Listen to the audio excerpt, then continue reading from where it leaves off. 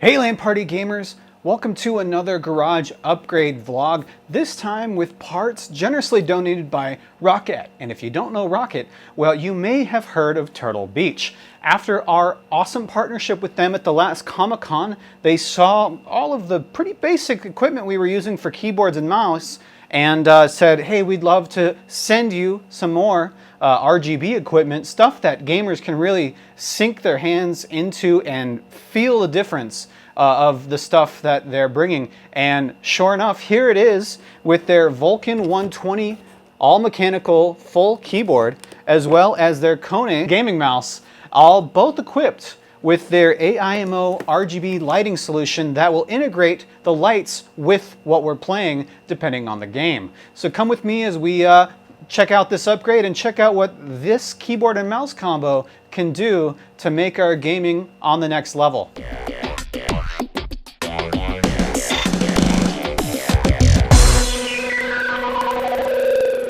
First off, we're going to talk about the Vulcan 120 with the AIMO lighting RGB. This is a full mechanical, full-sized keyboard, but it is rather low profile. The body of it is all metal. You can really feel the rigidity of this keyboard. You know that you bring it somewhere, it's not going to be in more than one piece by the time it gets there. They're using what's called the ROCCAT Titan switch, which boasts a time reduction of 20% to down to 4 milliseconds that ensures games recognize the keystrokes very quickly.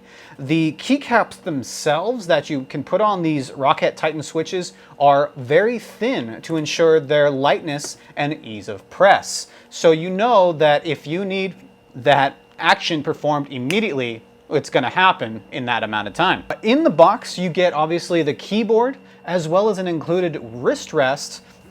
Not only that, we've also got the guide here that talks a little bit more about the ROCCAT switches, talks about the speed and durability, and has a pretty cool little poster on the back if you like that kind of thing. It also includes instructions on how to install the AIMO RGB lighting solution, which we'll be checking out shortly when we get to the mouse.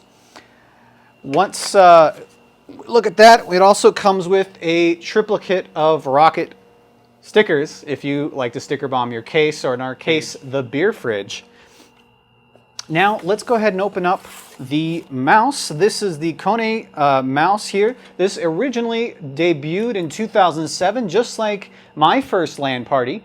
And this is their more upgraded version here. Both of these are designed in Germany, but assembled here in the US of A.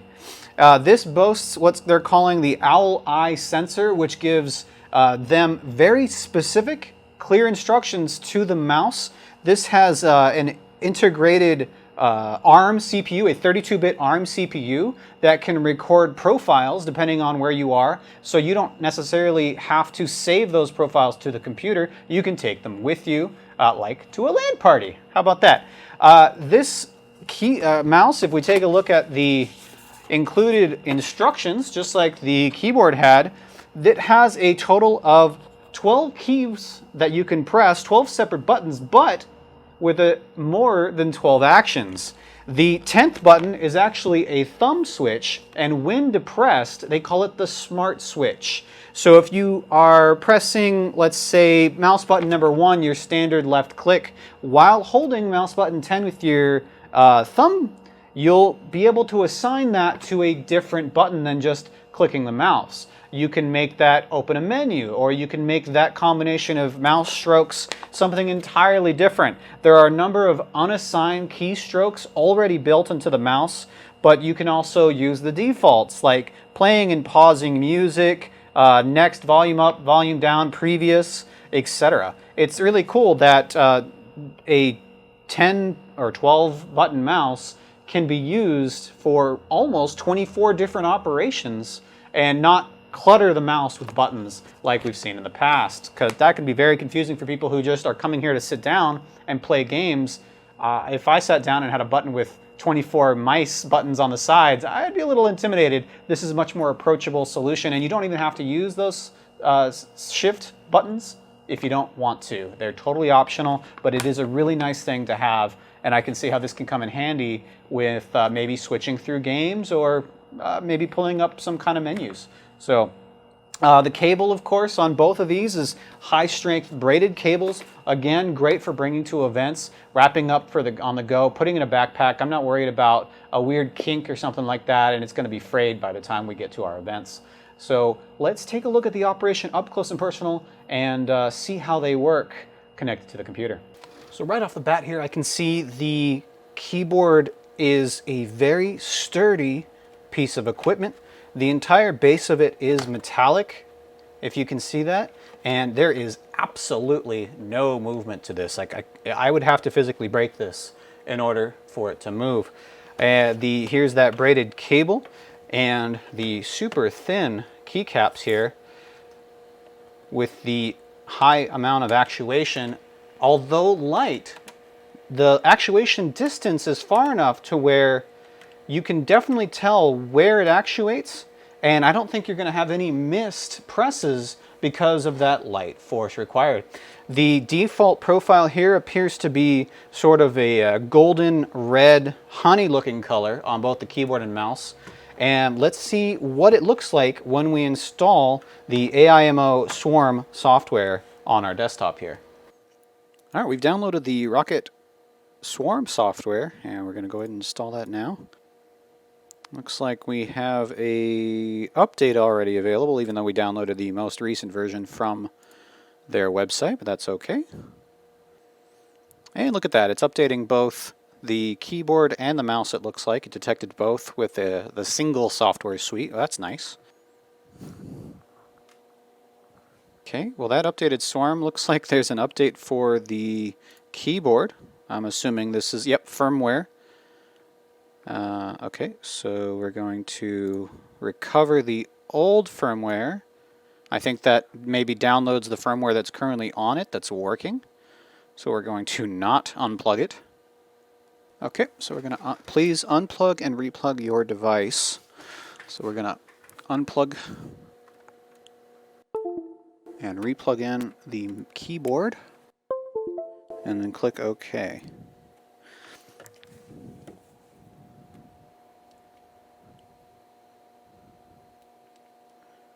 And immediately the keyboard lit up with a new color palette, a changing color palette, as well as the mouse. So let's go ahead and do the same thing. Looks like everything else is up to date. Great. Okay, cool. So let's take a look and see what the Swarm software can do. The mouse, we'll start there. It's the first tab of 3 at the top here. We've got the DPI switcher, and if I press the DPI button on the mouse,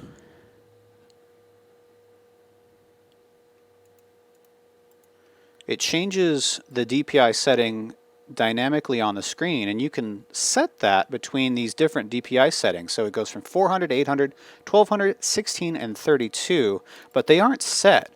See, at 32 it's pretty quick, but we can set that all the way up to 12,000. So, and then we'll go back to it. Nope. It only lets me go up to 3200. So I might have to, that either might be depending on the mouse and the software, but it's pretty cool how you can set very specific DPI settings to your liking depending on what you're going to do. So we're going to just leave it up here. Let's see here, vertical scroll speed. So this is a lot of settings here for Windows, and it will change the Windows settings. The first tab here is quick settings, then regular settings, button assignments. This is where we were talking about where if you depress the smart switch button, which is at the bottom of the thumb area, you can change what the top buttons do at the same time. You'd be a little hard pressed to press 10 here and 8 or 9 at the same time. You'd have to be pretty dexterous, but 10 and 7 or 10 and 1 or 10 and 2, all definitely usable pretty simply by changing what they do when 10 is depressed, 10 being the smart switch button. That's pretty simple. I like that. Let's see if we can assign, yep, you can assign a macro depending on the game. You can record your own macro. I like that a lot.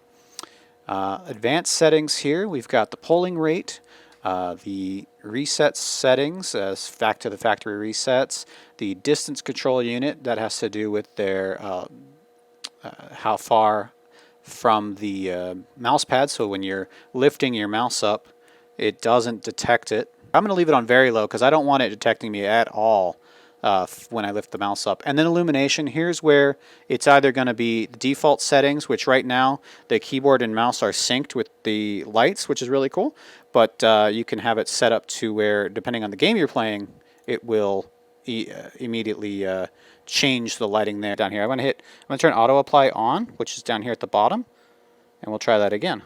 So snake.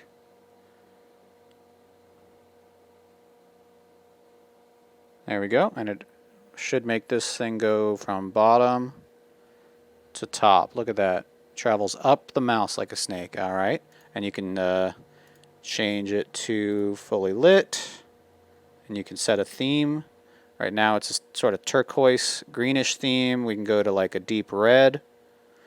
We'll let it reset and auto apply, and then there's our reds, our pinks, etc. Cool. All right, let's just set it to AIMO, and then we'll go to the Amo, which is the keyboard, and see what we've got. So we can do sound feedback when we're typing. Okay.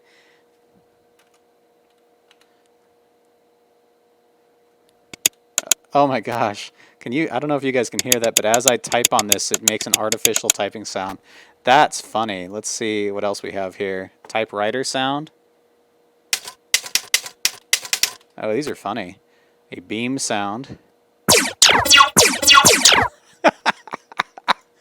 Oh, sci-fi sound. Okay. Let it reset. Auto apply.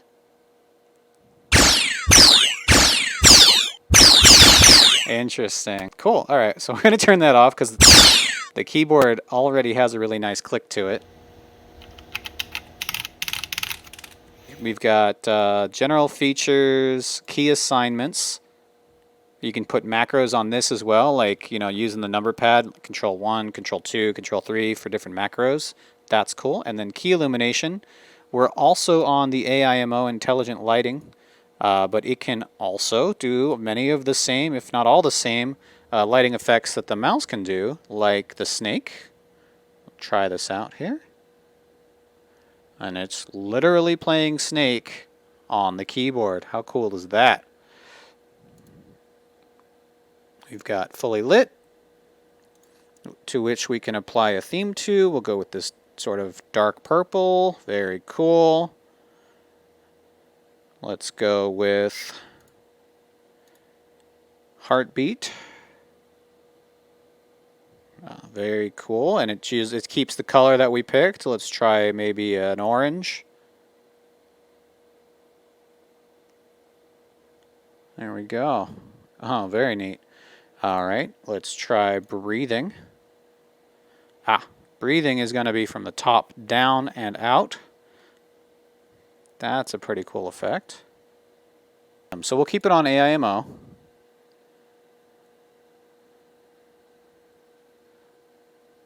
There we go. And both of the keyboard and mouse are both on AIMO. They will stay synced up together. Pretty cool.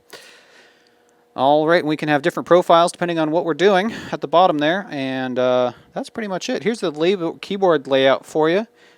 This here is a couple of buttons here. You've got mute and unmute.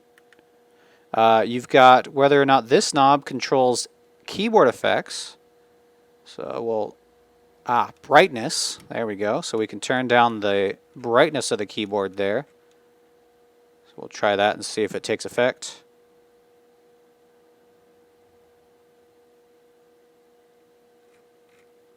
There we go. You can see the brightness really going down when we do that. And because they're synced up with AIMO, it does both. So we'll put that brightness back up.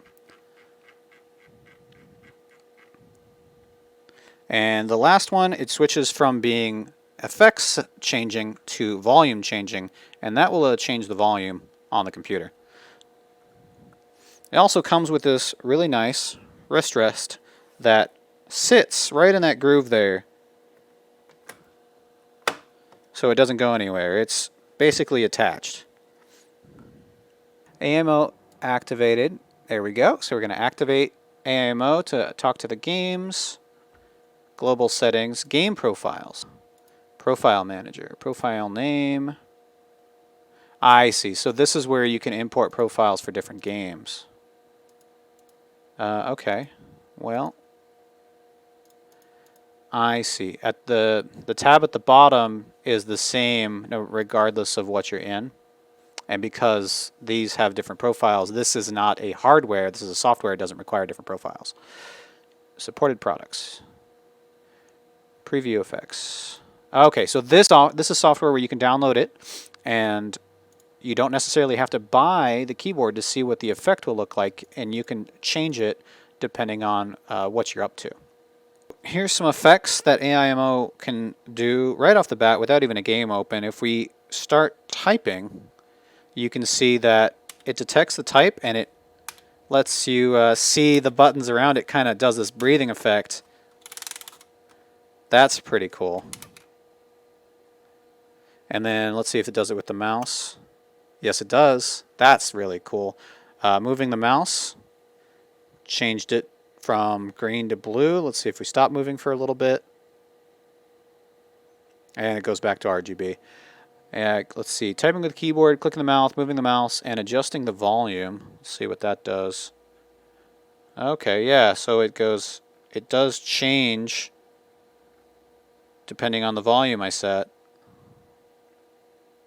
Very cool. So big old thanks to ROCCAT for this giant packaging of keyboards and mice.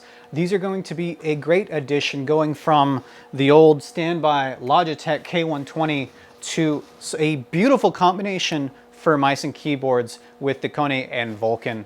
And we hope that you guys come by the LAN and try them out anytime we have a free LAN, which is usually twice a month, every other weekend, or at any of the conventions that we help out, like Comic-Con, ROCCAT-Con, and any other local ones. We'll do our best to bring the equipment that were donated here at our LANs so that you can try it to make your decision for your home use.